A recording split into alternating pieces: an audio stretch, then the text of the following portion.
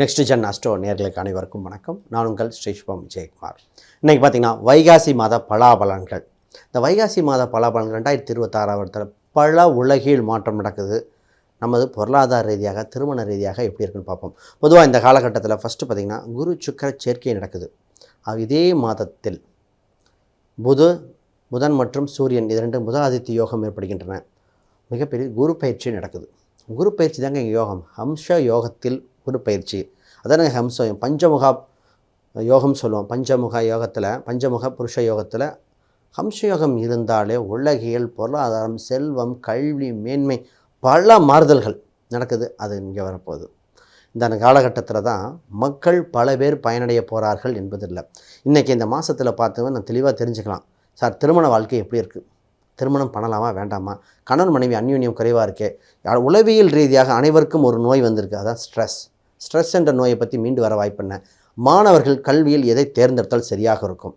இந்த மாதம் ஏன்னா அது வாழ்க்கையில் ரொம்ப முக்கியமான மாதம். கல்வியை சரியாக தேர்ந்தெடுத்தால், தன் பாதையை சரியாக தேர்ந்தெடுத்த குழந்தைகள் ஜெயித்து கொண்டே இருக்கின்றன. ட்வின்ஸில் ஒருத்தர் ஒரு சப்ஜெக்ட் எடுத்து நல்லா இருக்காங்க, இன்னொருத்தர் தப்பாக எடுத்துட்டாங்க. இப்போ வாழ்க்கையை மாறுது. ஏன்? இங்கே தன் வாழ்க்கை, தன் ஜாதகம் சொல்லும் சாதக பலன்கள் என்ன, இதெல்லாம் பார்க்கணும். இந்த காலகட்டத்தில் தாங்க ஜெயிக்கக்கூடிய வழிவகையில் வருதுன்னா. வைகாசி அப்படின்னு சொன்னாலே சூரியன் ரிஷபத்தில் உச்சமிடும். இப்போது அவங்க கலைத்துறைக்கு ரொம்ப ஆர்வமாக இருக்கிற காலகட்டங்கள். சூரியன் இங்கே வந்தாலே கலை சம்மந்தப்பட்டு இந்த நேரத்தில் முக்கியமாக இந்த 2 அமாவாசை வருதுன்னு ஒரு கூற்று வருது. அப்போ இருந்தாலும் நல்ல விஷயம் நடக்குமா? பாதி இது அக்னி நட்சத்திரம் எடுத்துக்கொள்கின்றன. இந்த காலகட்டத்தில் நாம் செய்ய வேண்டியது பல நுட்பமான விஷயங்கள். வேலை, பொருளாதாரம், கடன் சம்மந்தப்பட்டது மீண்டு வர வாய்ப்புகள் வருகின்றன. இடம், வீடு, சொத்து அமையுமா? கணவன் மனைவி அந்யோன்யத்தை எப்படி பார்க்கறது? தாய் தந்தையின் உடல்நிலைகள் இன்று மிகப்பெரிய இதாக இருக்குது. அதை பற்றி என்ன பண்ணலாம்? இந்த அத்தனைக்கும் இந்த மாதத்தில் பலாபலன் இருக்குது. நிச்சயமாக பாருங்கள், அனைவருக்கும் பயனுள்ளதாக இருக்கும். கன்னி ராசி அன்பர்களே, கடமை மிக்க ராசி, கட்டுப்பாடு மிக்க ராசி. பர்ஃபெக்ஷனாக கன்னி தாங்க. ஒரு விஷயத்தை கரெக்டாக இப்படி இருந்தால் தான் நல்லா இருக்கும்னு இந்த ராசிக்கு தெரியும். இந்த ராசி முதலாளியாக இருந்தாலும் சரி, வேலையாக இருந்தாலும் சரி, இவங்க நம்பி ஒரு பொறுப்பை கொடுத்தா பர்ஃபெக்டாக இருக்கும். எந்த ஒரு நிதி மேலாண்மை சம்மந்தப்பட்டதும் அதிகார பதவியில் இருக்கிற இடத்தில் இந்த ராசி இருக்கும். அப்போ ஆடிட்டிங் சம்மந்தப்பட்டது, பேங்கிங் சம்மந்தப்பட்டது, ஒரு சினிமா சம்மந்தப்பட்டது, கலைத்துறை, இவங்களாம் செய்கிறது அவ்வளோ பர்ஃபெக்டாக இருக்குங்க. இந்த வைகாசி மாத பலாபலனை பார்ப்போம். சார், உங்கள் ராசிக்கு திரிகோணத்தில் சூரிய பகவான் வருகிற காலகட்டம். உங்கள் ராசிக்கு 11ஆம் இடத்தில் குரு உச்சம் பெறும். உச்சம் பெற்று வாழ்வில் பல மாறுதல் ஏற்படுகின்றன. 3, 5, முக்கியமாக 7ஆம் வீட்டை பார்க்கிறார். குருபலன் வந்து விட்டன. குருபலன் இருக்கா சார்? 7ல் சனி இருக்கா சார்? குருபலன் வந்தாச்சு. இப்போ விஷயத்தை பார்ப்போம். அப்போ மிகப்பெரிய முதல் கடன் என்ற ஒரு நோயிலிருந்து மீண்டு வரப்போகிறீங்க. நிறைய இந்த ராசி பார்த்திங்கன்னா கடன் தொந்தரவு இருந்து தன் சொந்த சொத்து சுகங்களும் நகைகளும் இழந்த ஆண் பெண்கள் பல பேருங்க. தன் உழைப்பை சுரண்டியவர்களை நினைத்து வருந்திய காலகட்டம் பல. உழைச்சி கொடுக்குறேன், மற்றவங்க எல்லாம் ஏமாற்றிட்டாங்க, இது மாதிரி சொல்லலையா? வேலையாட்கள் ஒத்துழைப்பு இல்லாத கன்னி தொழிலாளி, தொழிலாளியோட ஒத்துழைப்பெல்லாம் முதலாளி மிகப்பெரிய பிரச்சனை ஆரம்பிக்கிறாங்க. அப்போ மிகப்பெரிய கன்னிராசிக்கான தொழில் துறையில் பண்ணுறீங்கன்னா ஃபஸ்ட்டு பிஸ்னஸ் பேசுகிறோம்.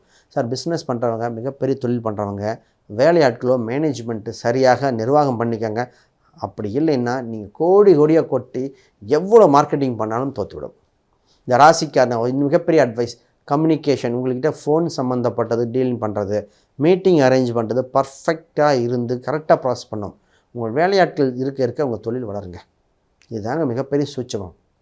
ராசிக்கு 10ல் இருந்த குரு விலகி லாபஸ்தானத்தில் வரும் தொழில்துறை வளர்ச்சி அடைய வாய்ப்புகள் வந்து விட்டன. ரைட். அது மட்டுமா? திருமண யோகம். இரு மனங்கள் இணைவது மட்டும் திருமணம் இல்லை, இரு குடும்பங்களும் இணைவது. இந்த நேரத்தில் பார்த்திங்கன்னா மிகப்பெரிய திருமணம் இருக்கா இல்லையா கஷ்டப்பட்டு இருந்த ஆண் பெண்கள் அனைவருக்கும் திருமண யோகங்கள் வருகிறது. 10ஆம் இடத்தை ஒரு சில காலகட்டத்தில் பார்க்க வேண்டியதாக இருக்கிறது. ஏன்னா 10ஆம் இடம் கர்மஸ்தானங்கள். ஒரு சில பார்த்திங்கன்னா ஆயுள் ஸ்தானத்தை நிறைய முதல்ல இப்போ ஜாதகம் பார்த்தோன்னே இப்போ எப்படி பார்க்குறோம்னா பலன் மாறியாச்சு. ஓகே, ஃபஸ்ட்டு 2 பேருக்கு ஆயுள் நல்லா இருக்கா. அடுத்து பார்க்க வேண்டியது இந்த 10 பொருத்தம் எப்படி இருக்குது, நட்சத்திர பொருத்தங்கள், கட்ட பொருத்தங்கள், கிரக பொருத்தங்கள், செவ்வாய் தசம், ராகு கேதும் இருக்குது. சரி, 7ஆம் வீட்டின் வலு என்ன? 7ஆம் இடம் பாவ கிரகங்களோ ராகு கேதுவோட சம்மந்தப்பட்டு நல்லா இருக்குமா? பிரச்சனையாக வந்துடும். ஒரு ஜாதகத்தில் 6ஆம் இடம் 7ஆம் இடம்லாம் சுத்தமாக இருக்குது, க்ளீன், தொடச்சி வச்ச மாதிரி. ஆனால் 7ஆம் அதிபதி சனி ராகுக்கு மத்தியில் இருந்து கேதுவின் நட்சத்திரத்தில் இருக்கும்போது சொன்ன இந்த தம்பிக்கு டைவர்ஸ் அப்படின்னு. என்னங்க இப்படி சொல்கிறீங்க? இல்லைங்க அப்படி தாங்க. அப்போ நிச்சயமாக அவங்க திருமண வாழ்க்கை 3 மாதங்கள் கூட தாண்டவில்லை. அந்த வந்த ஒரு லைஃப் பார்ட்னருக்கு பார்த்திங்கன்னா பிரெயினில் ப்ராப்ளம், சொல்லாமல் கல்யாணம் முடிச்சிட்டாங்க. இதெல்லாம் கண்கூடாக சொல்லலாம்.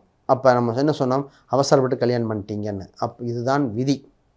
அப்போ அது மாற்றணும் என்ன பண்ணியிருந்துருக்கணும், திருமண வரனை பார்க்க வேண்டியது. பொதுவாக காதல் அமையுமான்னு பல பேர் கேள்வி கேட்குறேன். காதல் சம்பந்தப்பட்ட கிரக அமைப்புகள் இருப்பவர்களுக்கு அமைகின்றன. அதுக்கு அமைப்பு 5ஆம் இடம் சுக்கிரன் மற்றும் புதன் கிரக அம்சங்கள் எப்படி இருக்கின்றன, 7ஆம் வீட்டுக்கோ 11க்கோ தொடர்பு வருகிறதா, வாழ்வில் வெளிச்சம் வெற்றி நிச்சயமாக உண்டு. முக்கியமாக பார்ப்போம் சார், உலக அளவில் ரெசெஷன் ஒன்று வருதுங்க. வேலை இழப்பு பல பேர்த்துக்கு நடக்குது சார். எங்களுக்கு நடக்குமா? ஃபஸ்ட்டு பயப்படாதீங்க. வேலை பல பேர்த்துக்கு போகும். உங்களுக்கு இப்போவே ஒரு சேஃபஸ்ட்டு ஜாபுக்கு போயிடணும். இப்போ ஐடி துறையில் இருக்கீங்க, அப்போ நேராக சீக்கிரம் சேஃபஸ்ட்டு ஒரு கம்பெனியில் போய் ஒரு 3 வருஷம் நல்லா இருக்கிற ஃபீல்டுக்கு போயிடணும். இல்லை சார் அப்படிலாம் இல்லை சார், அடுத்த வருஷம் ப்ராஜெக்ட் டக்குன்னு குயிக்காக வேலைக்கு அப்ளை பண்ணி மாறணுமா பார்த்துக்கங்க. ஒரு வேலையை விட்டு இன்னொரு வேலைக்கு முயற்சி பண்ணக்கூடாத வருடமாக இருக்கின்றன. கன்னிராசிக்கு நிறைய பேர்த்துக்கு அலாட் பண்ணியாச்சு.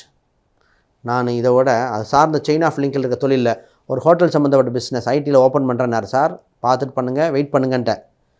சொன்னது தான் ரெசெஷன். சார் எப்படி சார் ரெசெஷன் வரும், ஐடியில் இவ்வளோ பெருசாக இன்வெஸ்ட் பண்ணாதீங்க, சிம்பிளாக பண்ணுங்கள், இருக்கிற கடை மட்டும் அவர் பெரிய எக்ஸ்பென்ஷன் பண்ணுறார், வேணான்னு சொல்லப்பட்டிருக்குது. அப்போ நான் சொன்னால் அது நடந்துருச்சுன்னா அவர் என்னை தெய்வமாக பார்ப்பார், இல்லைன்னா தப்பாக தான் பார்ப்பார். அப்போ அது நடக்கும் இல்லையா? இது மாதிரி பார்த்து கேர்ஃபுல்லாக வேண்டியதுங்க. அப்போ தொழிலில் சீக்கிரம் சேஃப்டி ஆகுங்க சார். இப்போ முதல்ல மிகப்பெரிய இதாக குலதெய்வ வழிபாடு உங்களுக்கு தேவைப்படுகிறது. குலதெய்வ கோயிலுக்கு போக வேண்டிய சூழ்நிலைகள் 5, 7 சம்மந்தப்பட்டு விட்டதால் குலதெய்வத்தில் காவல் தெய்வ வழிபாடுகள் தேவைப்படுகின்றன.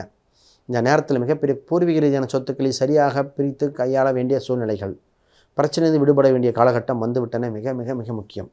உங்கள் 12ஆம் இடத்தில் கேது பகவான் இருப்பதால் உடல்நிலையில் கவனம், விரைச்செலவு தேவையில்லாமல் கொடுத்துருது.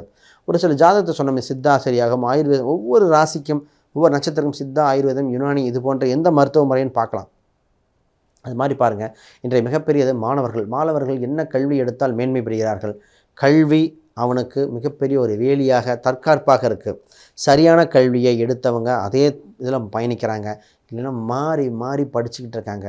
ஃபஸ்ட்டு ஒரு பார்க்கணும் சார், படிப்பு இருக்கா இல்லையா, படிப்புனா எந்த சப்ஜெக்ட்டு, உள்நாடா வெளிநாடா, படித்தா அதே துறையில் வேப்பாரா, வேறு தொழிலில் பார்ப்பாரா, வேறு தொழில்னால் அது ரிலேட்டடாக போட்டு படித்தா நல்லா இருக்குமா, க்ளீனாக சொல்லிடுறோம். இப்படி சொன்னால் தாங்க சேஃபு.